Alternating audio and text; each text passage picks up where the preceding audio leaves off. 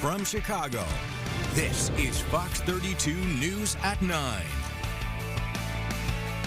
And thanks for joining us tonight. I'm Scott Schneider. And I'm Dawn Hasbrook. Let's check the weather. Chief Meteorologist Emily Walls has our first forecast. Hey, and temperatures out there right now, they are pretty cold. We're beginning to drop into the teens. This is a look at our overnight low temperatures. So we're not going to see a huge drop from where we're at right now, but it's still going to be a very cold night, running about 10 degrees below average for this time of the year. But that's going to begin to change starting tomorrow. Notice your out the door forecast for Tuesday.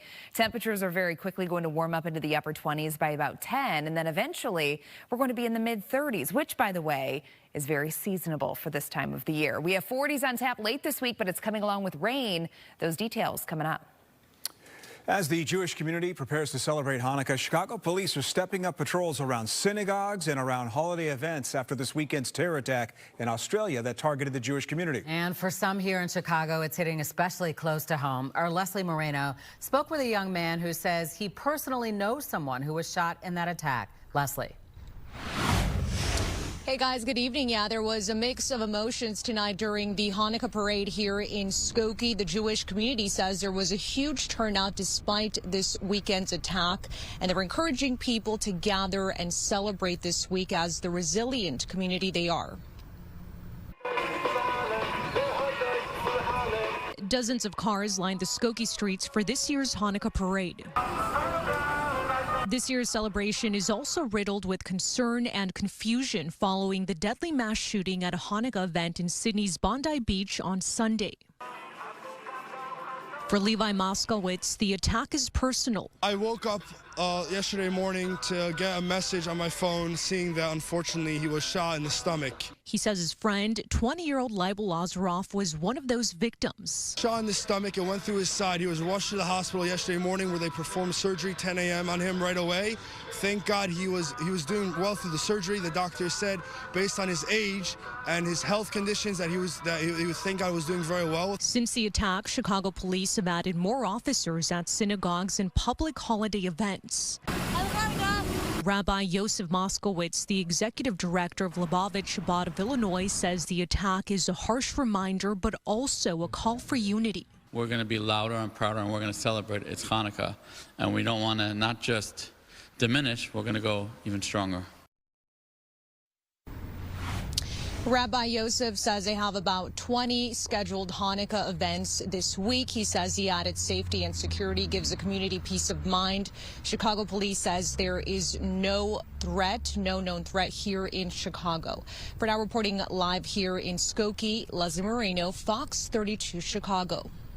Well, we have a follow-up tonight on the woman who got hit and run over twice in Avondale. It happened December 5th on Belmont and Pulaski. Fox 32 Chicago's Brett Bogansky shows you who she is and why she and her attorneys feel they have no other choice but to file a lawsuit against the driver.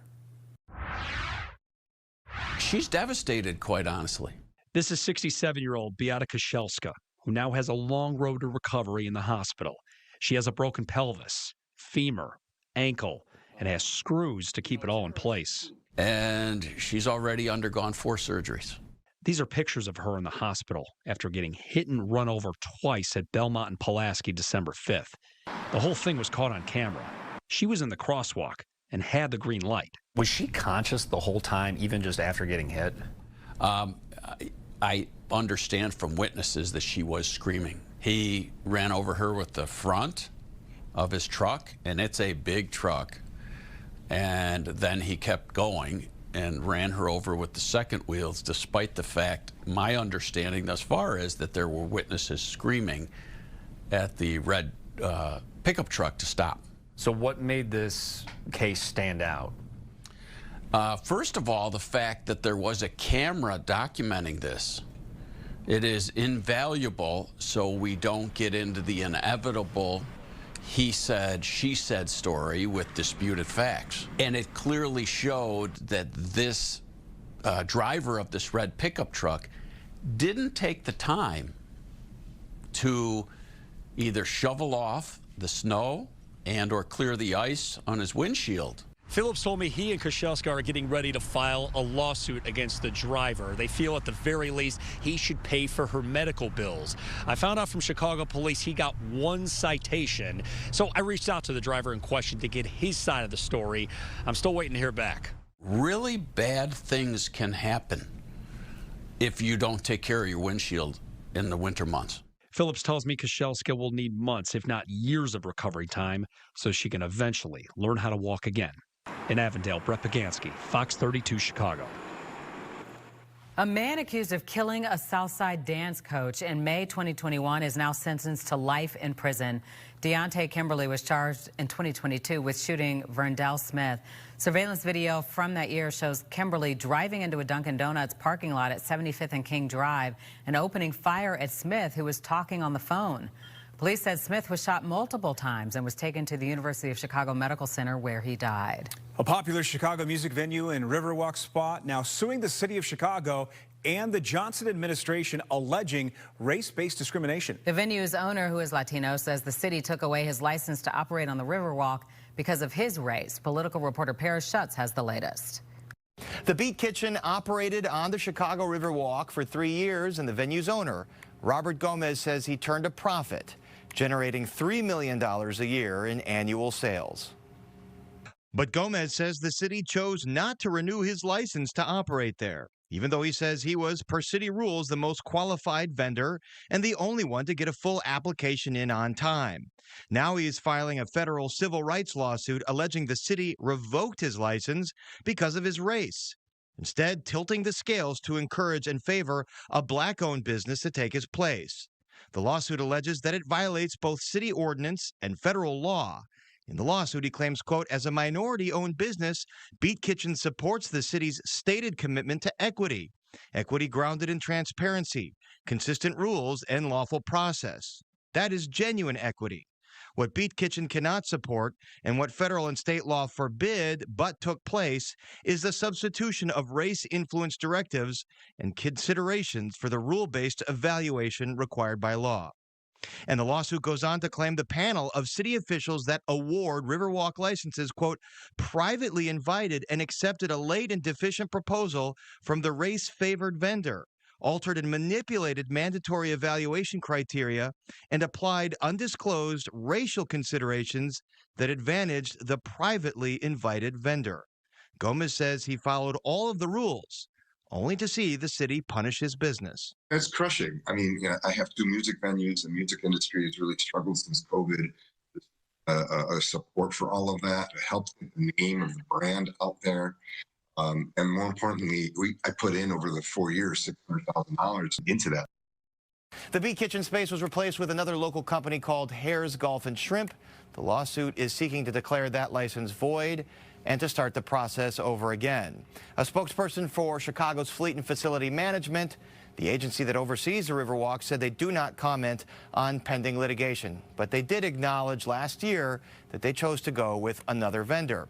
In May, the Trump Justice Department announced they were investigating racial discrimination, allegedly, in the Johnson administration after comments that the DOJ interpreted as Mayor Johnson basing jobs and hiring on race qualifications.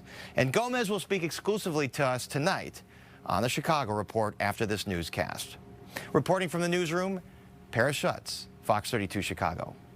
When we come back, another special report on Chicago's Most Wanted. Yeah, T. Ewing has the latest on the hunt for a suspect tied to the murder of a National Guardsman.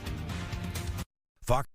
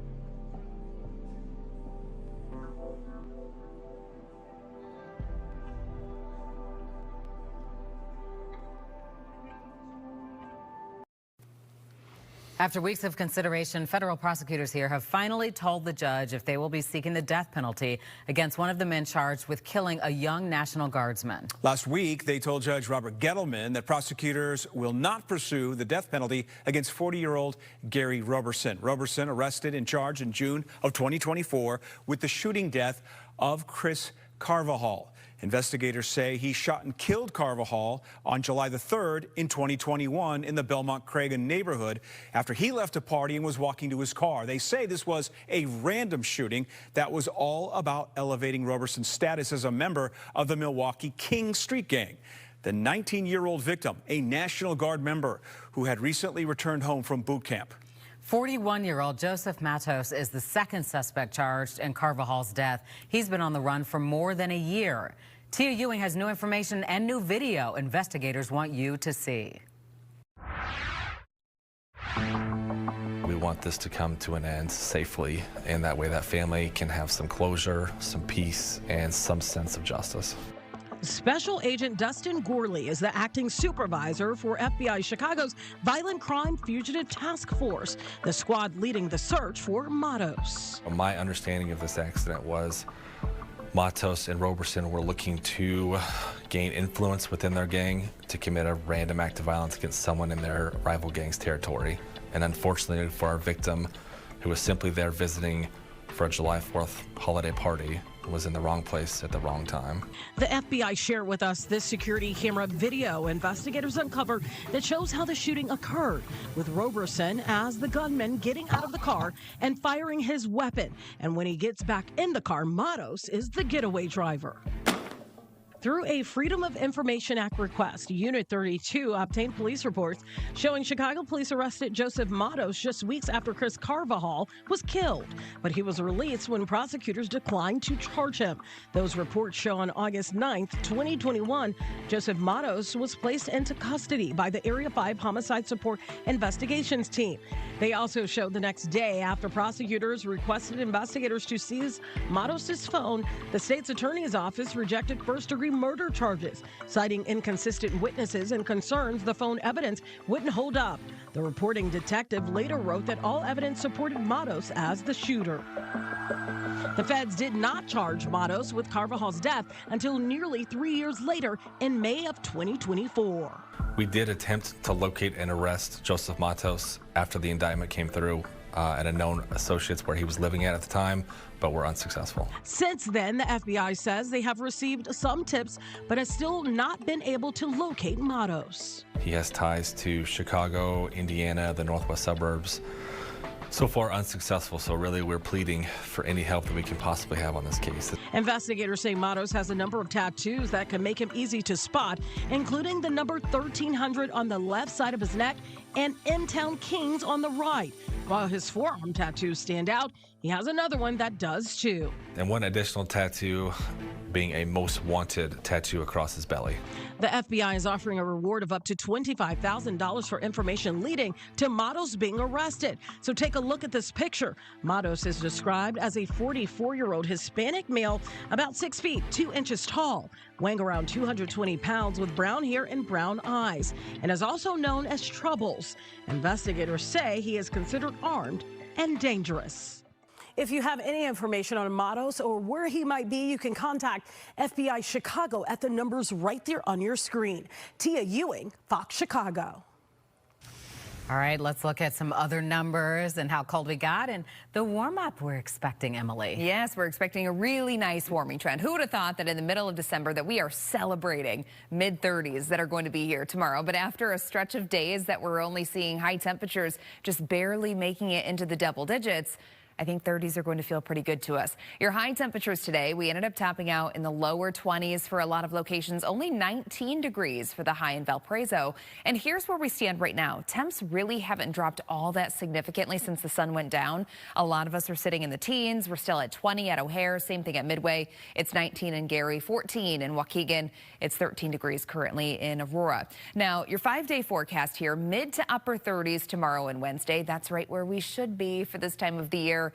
Your average high for tomorrow's date drops down to 36 degrees, and we're going to be about 10 degrees above average going into your Thursday, unfortunately. That's going to be coming along with some rain and another very strong cold front, sending temperatures down to about 10 degrees for the overnight low. So Friday is going to be a very cold day, but that too is going to be a really short-lived cool down. We're getting right back to the warmth going into the weekend. So by Saturday, we're going to be in the low 40s, and then looking beyond that, that's your temperature outlook from the 21st through the 25th, taking us right on into the Christmas holiday. And you can see here that we're at least slightly favored to see above normal conditions. So temperatures here over the next couple of days, we're really beginning to turn the page away from that bitter cold, and it looks like we may just round out the month of December with slightly above average conditions. Futurecast through tonight and into early tomorrow, skies are going to be mostly clear to partly cloudy. Notice the wind direction. So tomorrow we have southerly winds that are going to be gusting as high as about 25 miles per hour. So while that's going to make the temperatures feel colder to us, wind chill temps are only going to be in the mid-20s, those southerly winds are really going to help to bring in that warmer air mass. So highs are going to be in the mid-30s tomorrow. A weak cold front's going to come through going into your day on Wednesday. We're really not going to notice it, though. If anything, it's going to change our wind direction, but temperature-wise, we're still looking pretty good. We're going to be in the upper 30s on Wednesday. For tonight, mid-teens. Again, a lot of us are already pretty close to that. Skies are going to be partly cloudy. 7-day forecast tomorrow and Wednesday, partly cloudy skies. We have a chance of rain on Thursday. Any remaining leftover showers following the cold front Thursday afternoon, they may transition over to some snow showers, but little to no accumulation. Brief cool down for Friday. We can take it. 26, we've been through worse. And then this weekend, if you have last minute holiday shopping to do, running around, errands, you know, it should be pretty decent. I'm focused on that 46. Yeah, looks good. We'll take it. Thanks, Emily. I'm Lou Canellis with the Browns now in their rearview mirror. The Bears are ready for their revenge game against the Packers. And Connor Bedard was drilled to the ice last Friday in St. Louis, putting him on ice the rest of this year. We'll have the story in sports. Welcome.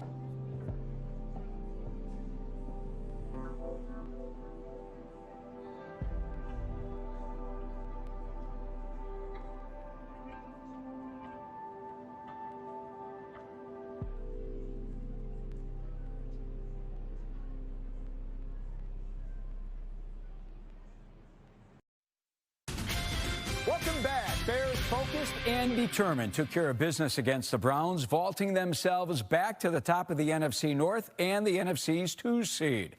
Packers lost to Denver, dropped them to 7th. Bears face the Packers in the rematch Saturday here on Fox 32 at 7:20. Bears can clinch a playoff spot with a win and a Lions loss on Sunday.